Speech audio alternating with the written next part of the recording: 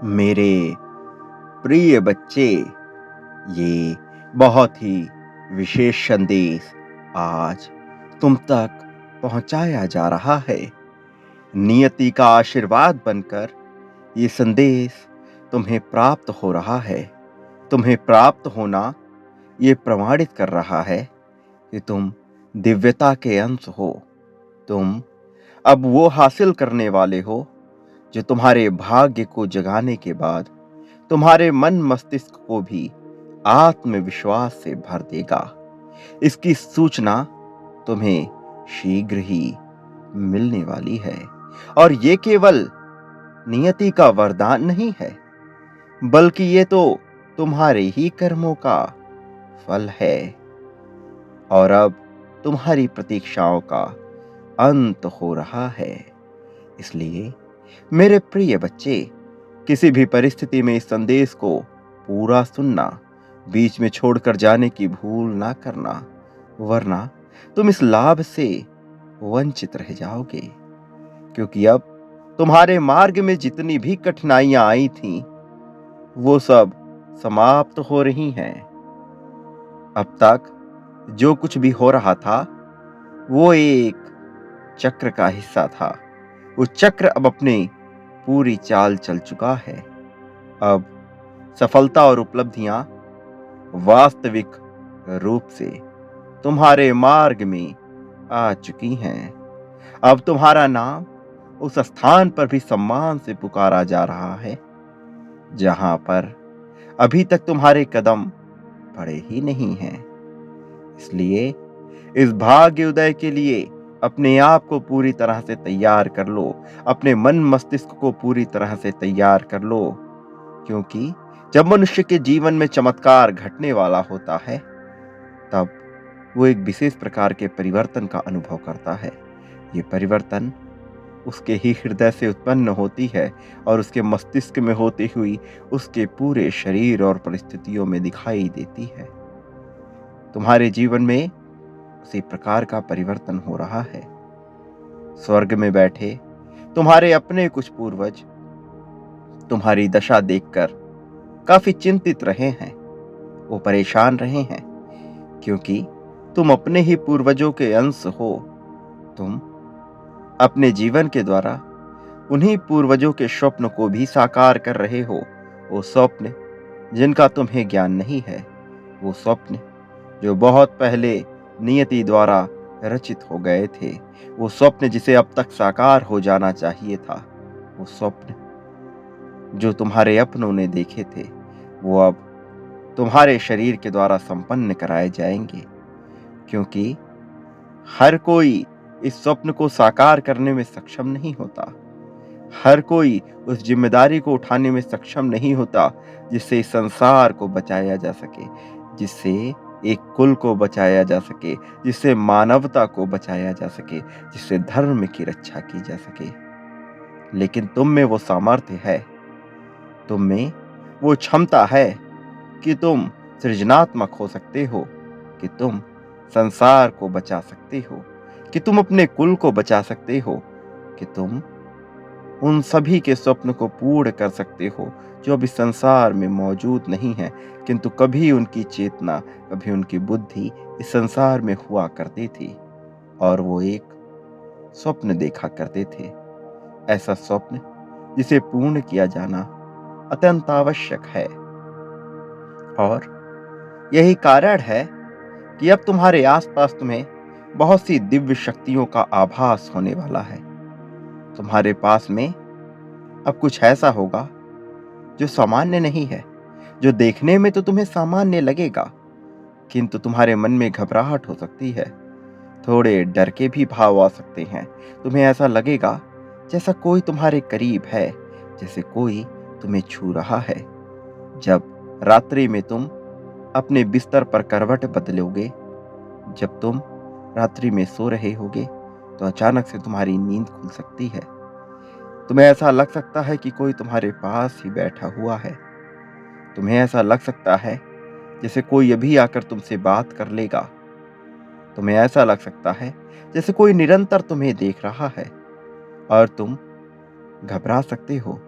घबराहट और बेचैनी तुम पर छा सकती है। लेकिन मैं तुम्हें यही बताने आया हूं कि ऐसी परिस्थिति में तुम्हें घबराना नहीं है। ऐसी परिस्थिति में तुम्हें भयभीत नहीं होना है। इस परिस्थिति में तुम्हें चिंतित नहीं होना है, क्योंकि वो जो दिव्य आत्मा तुम्हारे पास में है, वो कोई साधारण दिव्य आत्मा नहीं है। वो कोई नकारात्मक दिव्य आत्मा नहीं है। वो पूरी तरह से सकारात्मक है और तुम्हारा समर्थन देने के लिए ही तुम्हारे पास वो आया है। प्रिय बच्चे, वो तुम्हारा ही एक पूर्वज है, जो बहुत साल पहले इस धरा पर तुम्हारे ही भेष में आया था, जो बहुत साल पहले एक स्वप्न को पूर्ण करना चाहता था, जो एक साधारण से जीवन को भी उच्च श्रेणी का जीवन बनाना चाहता था, जिसे देखकर लोगों के मन में प्रेरणा उत्पन्न हो, जिसे देखकर लोगों के मन में करुणा, प्रेम और दया की भावना जागृत हो।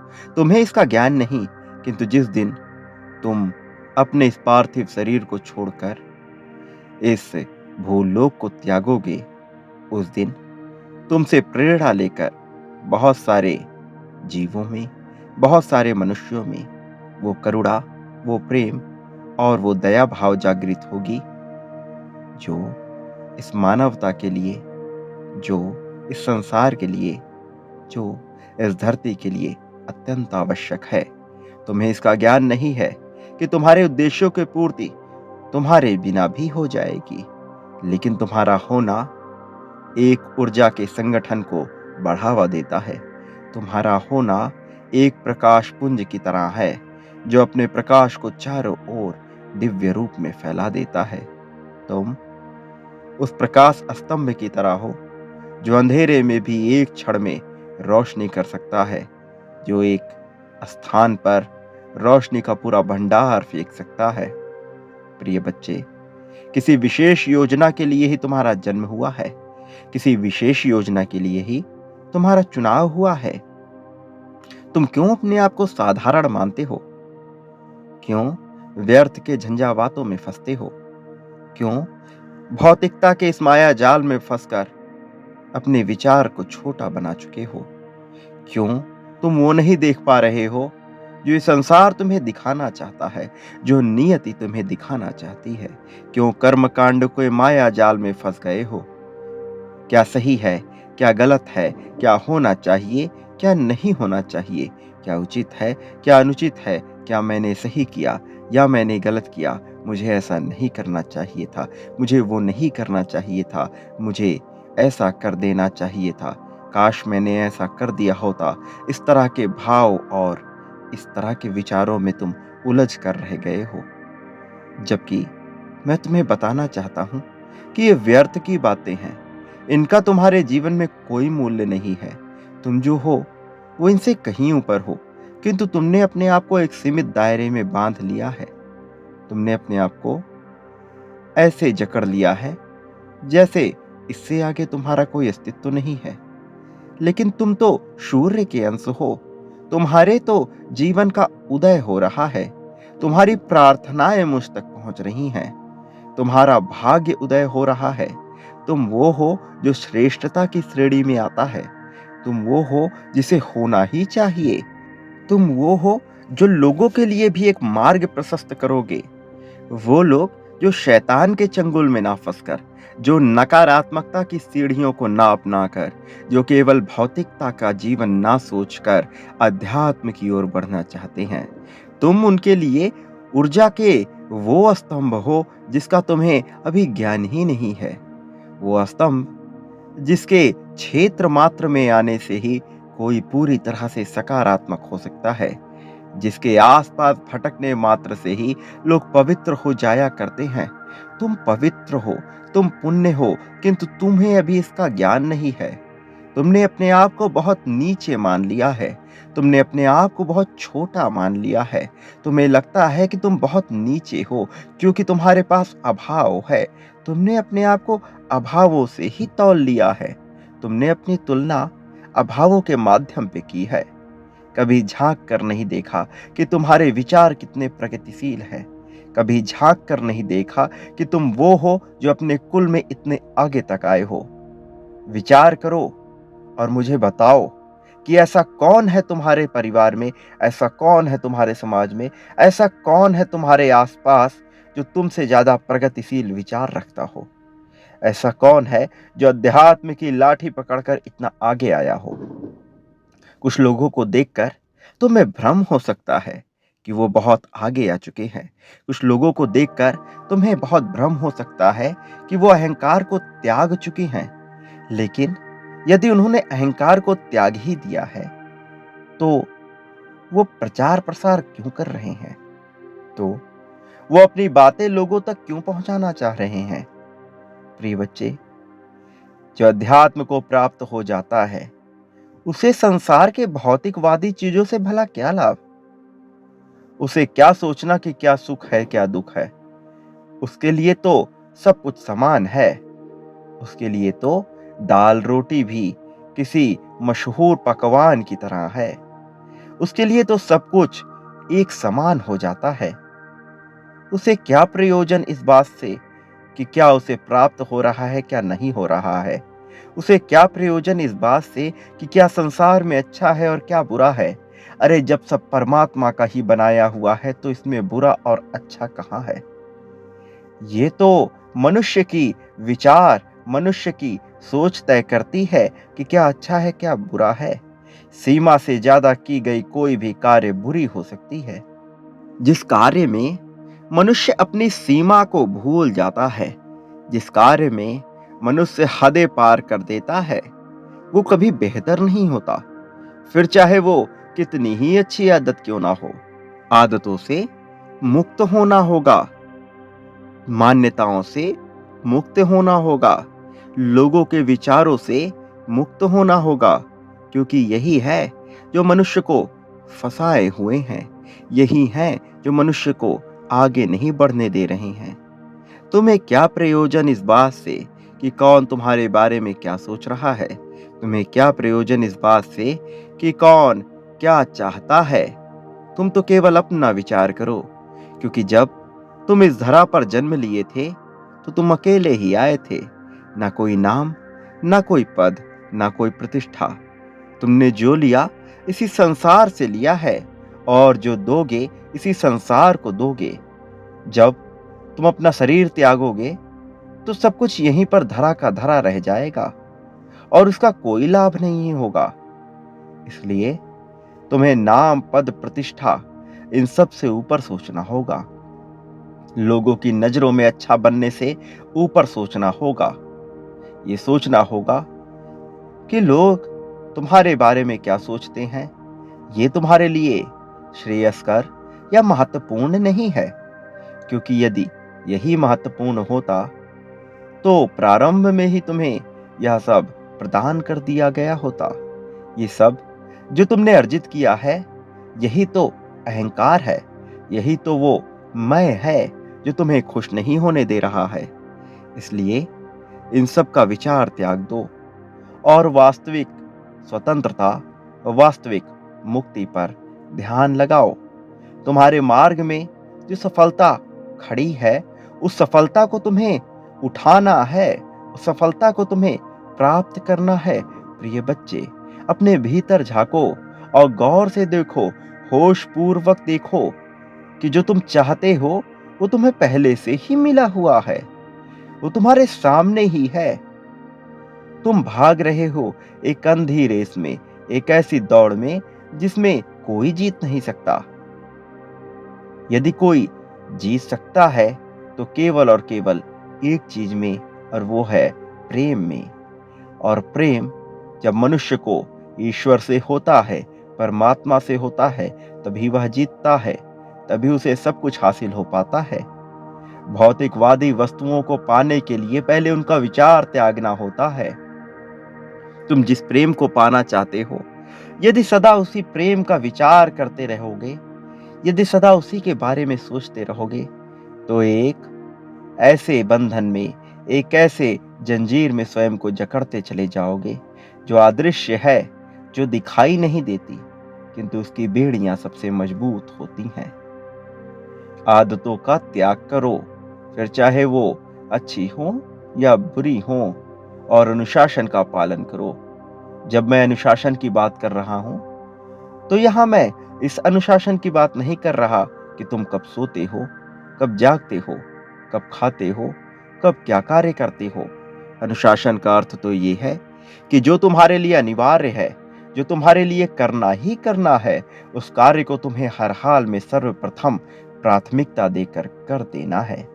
उसके बारे में तुम्हें ये नहीं सोचना है कि तुम्हारी इच्छा हो रही है या नहीं। उसके बारे में तुम्हें ये नहीं सोचना है कि तुम्हारा मन लग रहा है या नहीं। तुम्हारा मन लगे या ना लगे, तुम्हारी इच्छा हो या ना हो, जो कार्य तुम्हारे लिए अनिवार्य है, जिस कार्य के बिना तुम्हारा जीवन रुका सा प्रतीत होता है, तुम्हें वो हर हाल में कर ही देना है। उसके बारे में तनिक भी विचार नहीं करना है। सफलता तो तुम्हारे सामने ही है, जीत तो तुम्हारे सामने ही है। अब बस एक और कदम बढ़ाने की देरी है। लेकिन तुम्हें समझना है, तुम्हें जांचना है, तुम्हें देखना है कि वो क्या है जो तुमसे छूट रहा है, वो क्या है जो तुम्हें रोक रहा है। अपने भीतर झांको, होश पूर्वक देखो। प्रिय बच्चे, तुम अब सफलता को ही प्राप्त कर रहे हो, कोई और चीज नहीं है जो तुम्हें हासिल हो रही है। लेकिन ऐसे कौन से आवरण है, ऐसे कौन से मुखौटे हैं जो तुम्हें रोक रहे हैं। संसार में मनुष्यों ने बहुत से मुखौटे धारण किए हैं। वो किसी के सामने कुछ और तो किसी के सामने कुछ और बनते हैं, और उन्हें लगता है कि ये उचित है, उन्हें लगता है कि ऐसा करना ही सही होता है। लेकिन मैं तुमसे कहता हूं कि तुम किसी प्रकार का आवरण ना ढको, और दृष्टे की भांति केवल अपने जीवन को देखते जाओ कि तुम्हारा यह शरीर क्या कार्य कर रहा है। देखते जाओ और मुस्कुराते जाओ कि तुम्हारे जीवन में कौन सी परिस्थितियां आ रही हैं। देखते जाओ और देखो कि तुम्हारा ये मन, तुम्हारी ये बुद्धि, तुम्हारा ये शरीर विभिन्न परिस्थितियों में कैसे व्यवहार कर रहा है।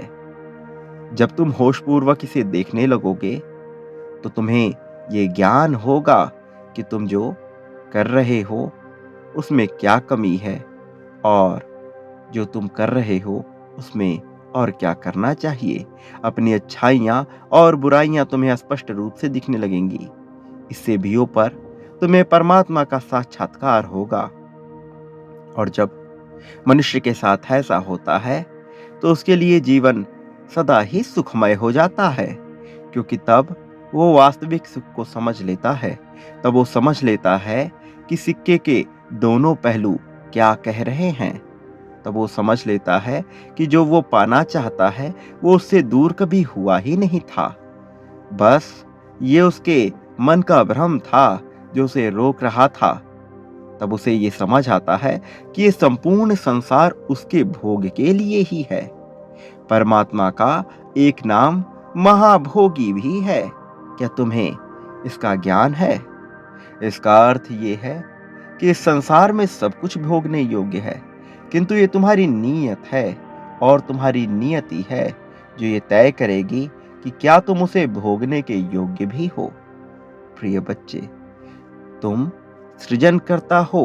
मैं तुमसे निरंतर यह बात बताए जा रहा हूं। तुम्हें ध्यानपूर्वक सोचना है, अपने भीतर झांकना है और समझना है कि आखिर तुम सृजनकर्ता किस रूप में हो। तुम ही वो सब कुछ हो जिसकी तुम कल्पना करते हो। तुम ही वो एक हो जिसे तुम पाना चाहते हो। तुम्हारे भीतर ही वही ब्रह्म है जिस ब्रह्म की तुम आराधना करते हो। तुम उससे अलग नहीं हो जिसे तुम मांग रहे हो। तुम मुझसे अलग नहीं हो। मैं और तुम द्वैत थोड़े ही हैं। हम दोनों तो एक हैं, अद्वैत है। हम ही प्रकृति हैं, हम ही पुरुष हैं। अर्थात मैं और तुम दोनों एक है। तुम भी प्रकृति, मैं भी प्रकृति। तुम भी पुरुष, मैं भी पुरुष। तुम भगवान, मैं भगवान। किंतु तुम्हें समझना है कि इसका अर्थ क्या है। तुम्हें इसके गहनता में उतरना है, और इससे भी ज्यादा तुम्हें यह सोचना है कि तुम्हारा जीवन किस दिशा में जा रहा है। तुम्हें ये सोचना है कि तुम्हारे लिए क्या प्राथमिक है। तुम्हें ये सोचना है कि वो कौन है जो तुम्हारे लिए प्राथमिक है।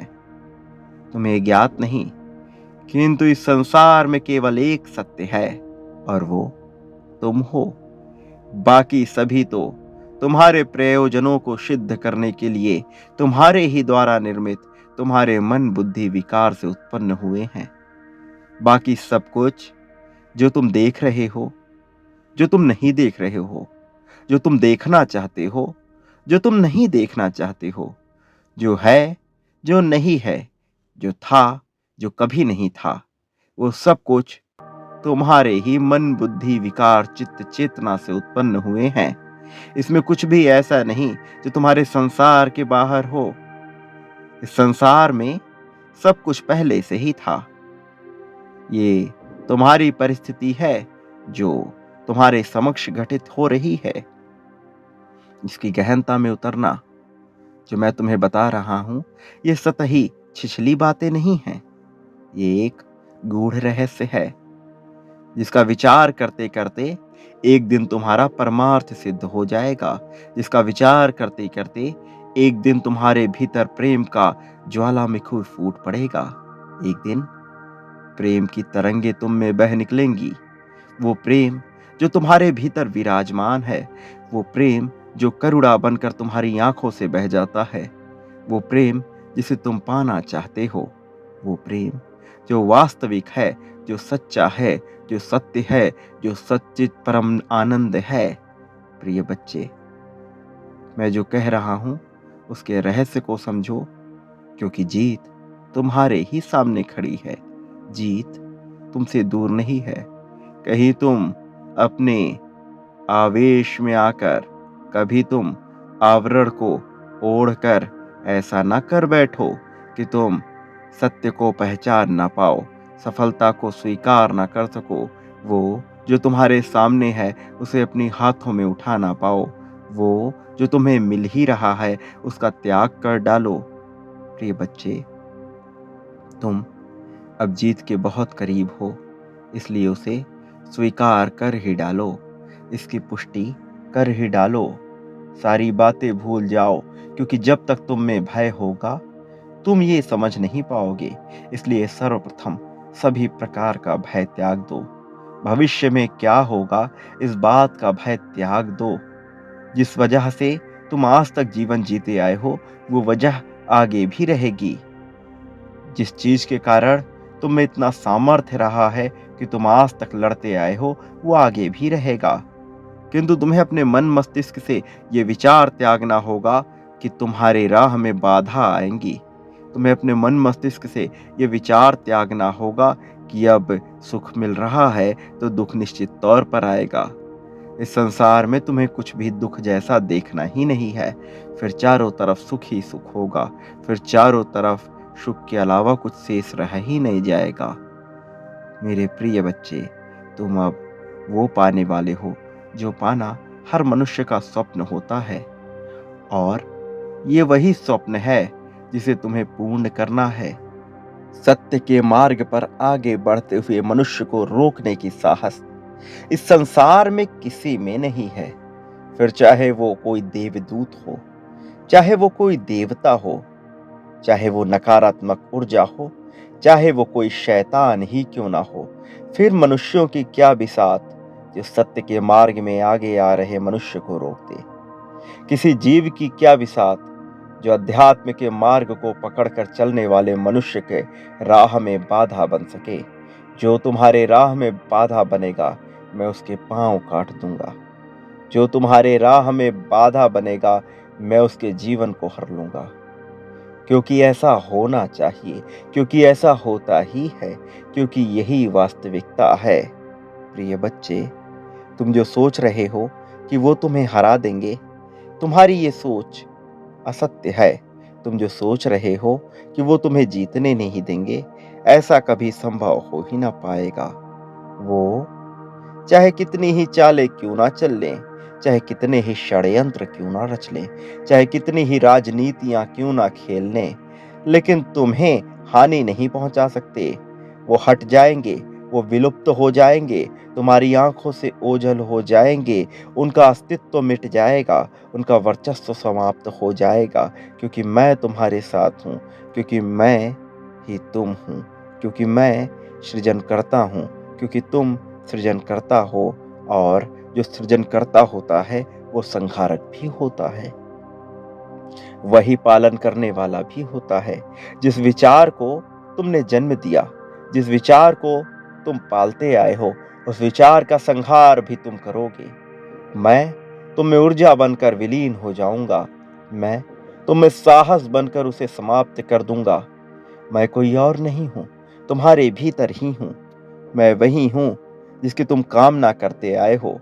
मैं वही हूं जिसको तुम विचारों से नहीं निर्मित कर सकते। मैं वो हूं जो सदा से तुम में रहा है। मैं वही हूं जो सदा सदा तुम में रहूंगा। मैं ही अतीत, मैं ही भविष्य। लेकिन तुम मुझे हर जगह तलाश रहे हो, किंतु एक ऐसा स्थान है जहां तुम मुझे देख नहीं पा रहे हो। वही वो स्थान है जहां मैं तुम्हें मिलूंगा, और वो है तुम्हारा वर्तमान। मैं सर्वत्र हूं, मैं तुम्हारे वर्तमान में हूं, किंतु तुम मुझे यहां वहां ढूंढ रहे हो। तुम्हें ज्यादा दिमाग नहीं लगाना है, तुम्हें ज्यादा चेष्टा नहीं करनी है, तुम्हें ज्यादा प्रयत्न नहीं करना है। बस होश पूर्वक एक बार मेरा विचार करो, होश पूर्वक मुझे ढूंढने का प्रयत्न करो। मैं तुमसे दूर नहीं हूं। हर जगह, हर उत्कृष्टता में मैं मौजूद हूँ। तुम्हारे साहस में हूँ, तुम्हारे आत्मविश्वास में हूँ। एक बार तुम भय को त्याग कर साहस को अपने भीतर समाहित करो। मैं तुम में इतनी ऊर्जा भर दूंगा कि तुम इस संसार को जीतने की क्षमता रख लोगे। मैं तुम में इतना साहस भर दूंगा कि तुम्हारा आत्मविश्वास ऐसा हो जाएगा कि मानो तुम्हारे सामने कोई टिक ही ना पाए। तुम जीत के बहुत करीब हो मेरे प्रिय, इस बात को ध्यान पूर्वक सुनो। बस तुम में साहस की कमी हो रही है, तुम में मेरी कमी हो रही है। इसलिए तुम्हें भय को त्यागना है, इसलिए तुम्हें हर हाल में किसी भी प्रकार के भय को पनपने नहीं देना है।